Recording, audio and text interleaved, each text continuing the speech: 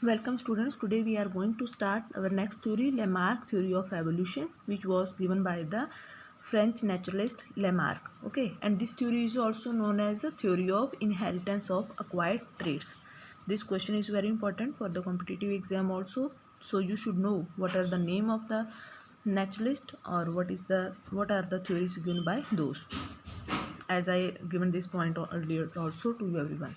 So what did basically Lamarck, according to Lamarck, according to the Lamarck, he was proposed that evolution of life forms occur due to use and disuse of the organ.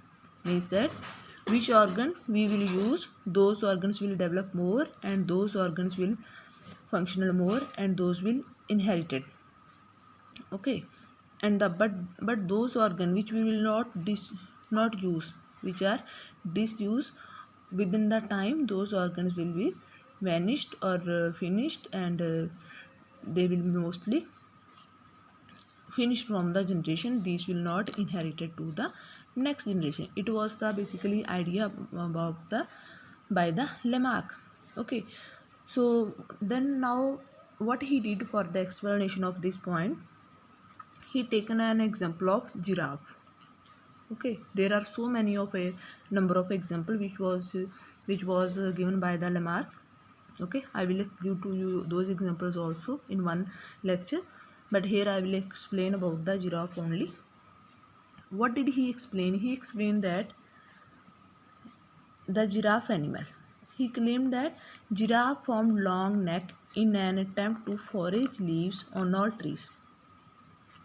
There was generally one in the past time, there was an idea when there was a not long neck of the giraffe, because he was eats on the grass area, on the ground area. But now what happened, along with the time when the almost ground area and grass area after forage get completed, now what there was option, there was not option of the grass for the giraffe, and then the giraffe start to eat the leaves of the plants. Okay, when the giraffe start to eat the leaves of the plants, then after so many number of million years, when the small height, the leaves which was present about near the small height of the earth, those were also almost vanished in the area where was giraffe living. Now what they started, they want to start around the more height plants. Okay, so by this way, after so many number of million of years, giraffe when the started to use the leaves which were present at the very height for the forage purpose, then this by this way their leg they develop their long neck. Okay, so giraffe therefore came to develop no long neck slowly over the course of many years. So it was the example given by the Lamarck. Now what he explained here, that he explained here that giraffe used mostly neck part for this purpose, for the purpose of forage of the leaves from the height. So that's why giraffe has a very long neck. Okay, even that its remaining all body parts remain same. So it by this way he explained the use and disuse of the organ. So it was the general theory given by the Lamarck, and by the explanation of the giraffe example. And again I am repeating, the theory given by the Lamarck was theory of inheritance of acquired character. This question is very important. Okay, before this we was covered about by the theory which was given by the Darwin, natural selection. Then the second theory is inheritance of acquired traits by the Lamarck, and now the third is, in case of mechanism of evolution, third theory is given by Hugo de Vries. And Hugo de Vries, he given his theory of mutations. So basically you should know who given the theory of mutation. Theory of mutation generally was given by the Hugo de Vries, and he worked on the one plant. The name of the plant is evening primrose. This question is very important. There is a plant evening primrose, and that on that plant there was a work mainly explained by the about the theory of evolution by the Hugo de Vries. Okay, now what are those points we will discuss here? First of all, you should know, students, what are mutations. You can write down also. Mutations are sudden, stable and inheritable changes in a generation. Sudden means achanak. Stable means which are stable, which will not vanish, which will not never finish. Okay, these are the sudden, stable and inheritable.